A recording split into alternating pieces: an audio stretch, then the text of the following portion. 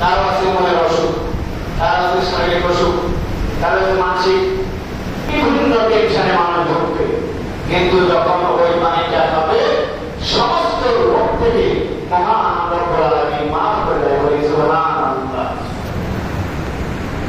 অনেকগুলো বলে পানি খাই না, কিছুই তো করে না। আপনি তো নিয়মিত করে না, আপনি পায়খানা খাইছেন, দোয়া করলেন, পানি নিয়ে আসবে আর দোয়া নাই, কিছু না। এই জন্য যখন ওই সময় ওই পানিটা ছিল না, ওই সময় পানি ঠিক করার জন্য সবাইরা ওই রাস্তা দিয়ে যাচ্ছিলেন। বলি সুবহানাল্লাহ। বাচ্চাকে নিয়ে ছোট্ট বাচ্চা ইসমাইল খেলা করছেন, আর মায়েরা সে বসে বসে আনতে ফুটি হচ্ছে। এমন সময় সরকাররা যারা ব্যবসা করতো সরকাররা, এই সরকাররা ব্যবসা বাণিজ্যের জন্য ওই পথে চলতো, কোনো পানি পেত না, কোনো ছায়া পেত না। কিন্তু দেখা গেল বাগান যখন আল্লাহ তৈরি করে দিলেন, হাজার হাজার পাখিগুলো তার মাথার উপরে সে কিচিরমিচির করে। পাখিগুলো এসে কিচিরমিচির যখন করে, এই পাখিগুলো দেখে ওই সহদারা বলল, ওখানে পাখি কিসের?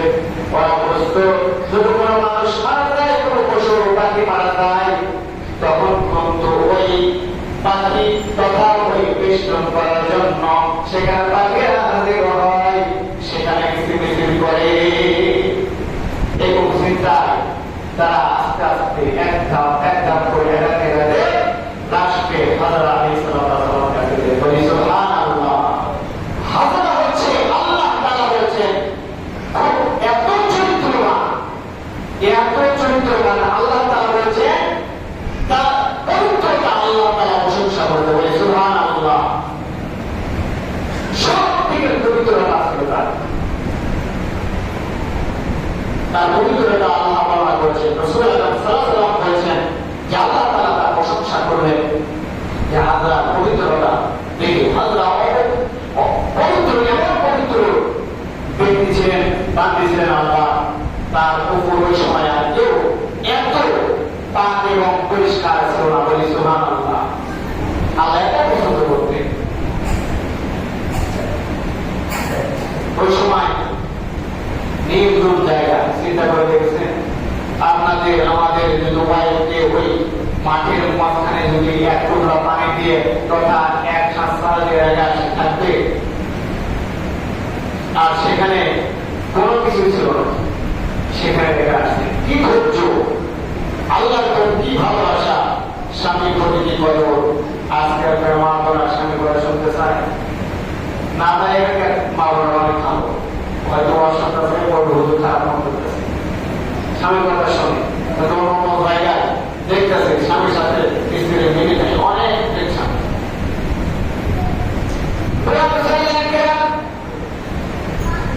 হাদিসে এসেছে হযরত আলাইহিস সালামকে ইসমাঈল যখন বড় হলেন, বড় হওয়ার পরে তার বাবার কথা স্মরণ করে প্রশ্ন করলেন, মা আমার বাবা কি আমাকে দেখতে আসবে না?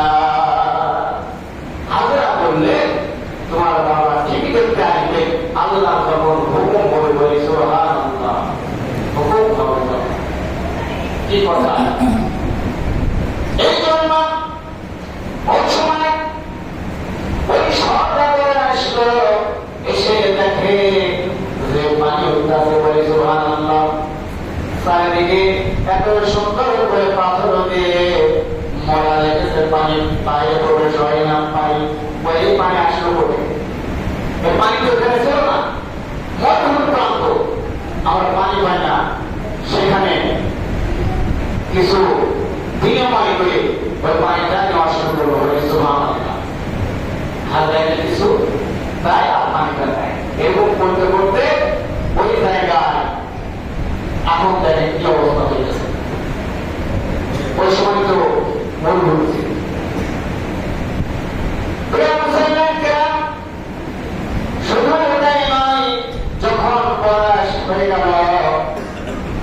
আলাইহিস সালাম তীর ধনুকে বাঁধা হলেন, যুদ্ধের জন্য প্রস্তুত হতে হতো ওই সময়। তখন তীর ধনুক সবার থেকে ভালো চালাতে পারত। এমন তো অবস্থায় মহান রব্বুল আলামিন হুকুম হলো, ইসমাঈল, ও ইসমাঈল তুমি হলো বের হও। ইসমাঈল ঘুম থেকে জাগ্রত হয়ে এইবার মাকে বলছে, মা আমাকে কে জন্য ডাক দিয়েছে? বলি সুবহানাল্লাহ। হাজরা বলছেন এই কারণ শুধুমাত্র তোমার কর্মে যদি এই কথা ভেসে আসে, মহান রব্বুল আলামিন হইতে ডেকেছেন। কি বিষয়ে ডেকেছেন, কি জন্য ডেকেছেন এটা আমি জানি না, কিন্তু আল্লাহ তাআলা অবশ্যই তোমাকে পছন্দ করে বিদায় ডাক দিয়েছে। বলি সুবহানাল্লাহ। এরকম কয়েকদিন সে চলতে চলতে ঘুম থেকে এরপরে সেদিনা ইব্রাহিম আলাইহিস সালাম স্বপ্নে দেখলেন, এমন স্বপ্ন পালাম, এই স্বপ্ন বিবরণ দিতে গেলে অনেক সময় লাগবে, সংক্ষিপ্ত বলছি। সেটা হলো আল্লাহর তরফ থেকে পরীক্ষা আসলো, এমন পরীক্ষা যে তার কাছে এই স্বপ্ন আসলো, নবীদের স্বপ্ন হলো সত্য, যে এমন স্বপ্ন দেখেছে এই স্বপ্নের মাধ্যমে আল্লাহ তাআলা সন্তুষ্ট হয়ে গেছে। বলি সুবহানাল্লাহ। স্বপ্নটা হলো এমন যে তার সন্তানকে এতদিন পর্যন্ত দেখা এবং শোনার জন্য তিনি খোঁজ খবর রাখেন নাই, কিন্তু হঠাৎ করে বয়স যখন হয়ে গেছে 10-12, এই সময় মহান রব্বুল আলামিন স্বপ্নে দেখাচ্ছেন, ওই ইব্রাহিম তোমার জন্য পরীক্ষা এসেছে। পরীক্ষাটা হলো নিজের সন্তানকে কোরবানি করতে হবে। নিজের সন্তান, পৃথিবীতে যতগুলো মানুষ আছে তার মধ্যে প্রিয় হলো মা, বাবা এবং সন্তান। ছেলের কাছে মা এবং বাবা, এবং বাবার কাছে সন্তান সবচেয়ে প্রিয়। এর উপর হয় না পৃথিবীতে। নিজের সন্তানকে কোরবানি দেওয়ার কথা স্বপ্ন ভাবলে তিনি স্বপ্ন থেকে উঠে চিন্তা করলেন যে আল্লাহ তাআলা আমাকে দেখাইছে, আর নবীদের স্বপ্ন তো মিথ্যা হয় না। বলি সুবহানাল্লাহ। নবীদের স্বপ্ন সত্য হয়, নবীরা যে স্বপ্ন দেখে ওই স্বপ্ন বাস্তবায়ন হয়। দেখার পরে সে আবার ঘুমিয়ে গেছে, আবার এই একই স্বপ্ন দেখছে, আবার ঘুমিয়ে গেছে, আবার এই একই স্বপ্ন দেখার পরে কনফার্ম হলেন যে আমার আর এখানে থাকা চলবে না। এইবার রাস্তা পাড়ি দিচ্ছ, এই হল এক দেশ থেকে আরেক দেশে ছিল। ওই দেশ পাড়ি হয়ে যখন হাজারের কাছে চলে গেলেন, সেখানে লেখা আসছিলেন, ওখানে যে দেখে অনেক সুন্দর পরিবেশ হয়ে গেছে। বলি সুবহানাল্লাহ। ইব্রাহিম আলাইহিস সালাম চমকে গেছে, কি ব্যাপার? আমি রেখে গেছিলাম একবারে নির্ভুল জায়গায়, খারাপ জায়গা, আর এখানে অনেক বসত বাড়ি হয়ে গেছে, অনেক লোকজনে আনাগোনা হয়ে গেছে, কি ব্যাপার? তিনি চিন্তা করতেছেন এই দ্বারা মনে হয় নয়, একদিকে জলসা, একদিকে আবার পিছন দিকে নাকি। তারপর আবার পথের মধ্যে জিজ্ঞাসা করছে, এই জায়গায় কি সেই জায়গা? বলতেছে হ্যাঁ, এই জায়গায় তো ওই জায়গা। এরকম হলো, এখানে একটা কূপ এসেছে, সেই কূপ থেকে পানি প্রবাহিত হচ্ছে, আর পানি প্রবাহের জন্য বিভিন্ন ভিনদেশের আশা ফুল লাগাইছে। বলি সুবহানাল্লাহ। এবার তিনি তখন চিন্তা করেছেন যে আমি রেখে গিয়েছিলাম, আল্লাহ তাআলা রিজিকের ব্যবস্থা করে দিয়েছে। বলে আলহামদুলিল্লাহ। আমরা চিন্তা করি না রিজিকের ব্যবস্থা কি করবো? ওই যে রিজিকের ব্যবস্থা করে কিভাবে? পানি বিক্রয়ের মাধ্যমে বা লেনদেনের মাধ্যমে আল্লাহ পথ খুলে দিয়েছে। ইব্রাহিম সেখানে এসে চিন্তা করছে যে এত চমৎকার জায়গা, এত সুন্দর জায়গা, এত সুন্দর পরিবেশ রয়েছে, মুক্ত হয়ে গেছে। বলে আলহামদুলিল্লাহ।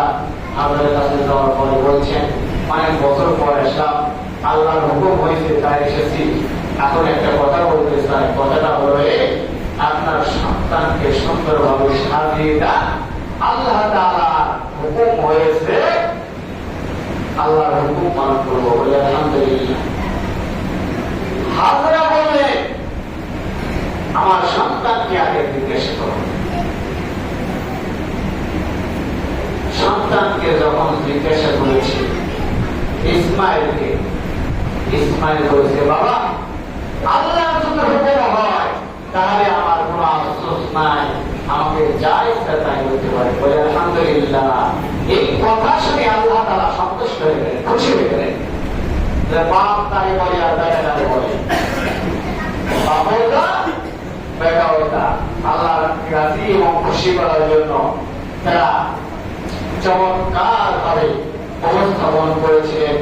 সব মায়া ত্যাগ করে এরপরে সাজিয়ে গুছিয়ে নিয়ে যে কুরবানির জন্য যখন ফেলে দিলেন, এমন তো অবস্থায় বলতেছে বাবা আজকে আল্লাহর হুকুমে তোমাকে জবাই করা হবে।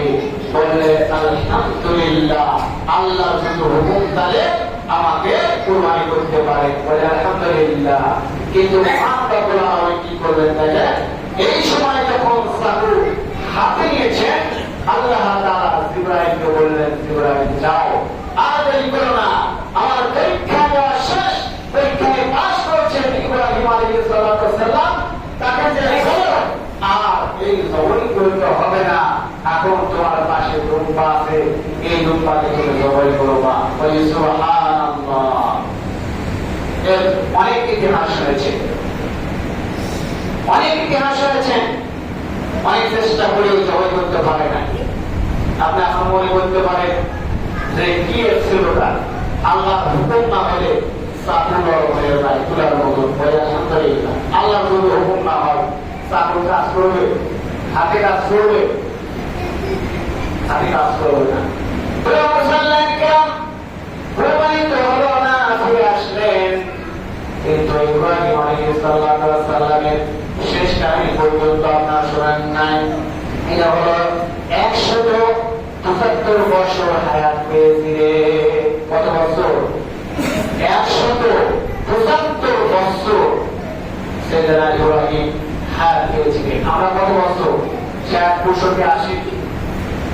তার 3 ভাগে 1 ভাগ করে বল 175 বছর বেঁচেছিলেন।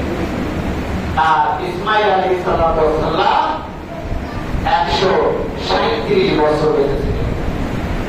137 বছর বেঁচেছিলেন।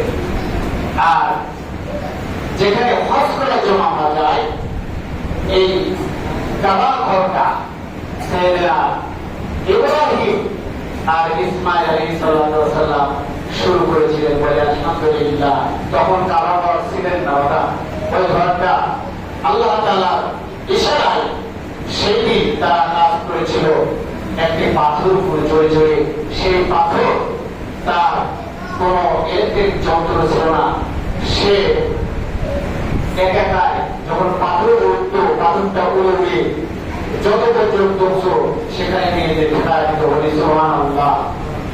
সেই পাথর উপরে জড়ে কাজ করত। আর ওই সময় যে মক্কা ঘরের সময় যে জায়গাটা আপনি দেখবেন বা বিজ্ঞানী রিসার্চ করে দেখেছে যে এমন হয় কেন যে মক্কা ঘরের মধ্যে একটা ট্যাঙ্কি উড়ে যেতে পারে না, চারিদিকে ঘুরে কিন্তু ডাইরেক্ট সরাসরি উড়ে না। এর কারণ কি? এর কারণ বিজ্ঞান রিসার্চ করে দেখেছে, কোরআনের সাথে ক্লিক করে দেখেছে। এরপরে হযরত মুহাম্মদ রাসূলুল্লাহ সাল্লাল্লাহু আলাইহি ওয়াসাল্লাম বলেছেন যে কাবা যে ঘর ওই সোজাই আল্লাহ তাআলার আরশ বলে আলহামদুলিল্লাহ। আল্লাহ যেটা অবস্থান করছেন সেই জায়গা তারা সরাসরি আল্লাহ তাআলার সাথে ডাইরেক্ট কানেকশন রয়েছে বলে আলহামদুলিল্লাহ। তাহলে বুঝেন কত সুন্দর জায়গা। সেখান থেকে সাইয়েদনা ইব্রাহিম আলাইহিস সালামের সুন্নাত আজ পর্যন্ত পৃথিবীর জমিনে মানুষেরা পালন করছে।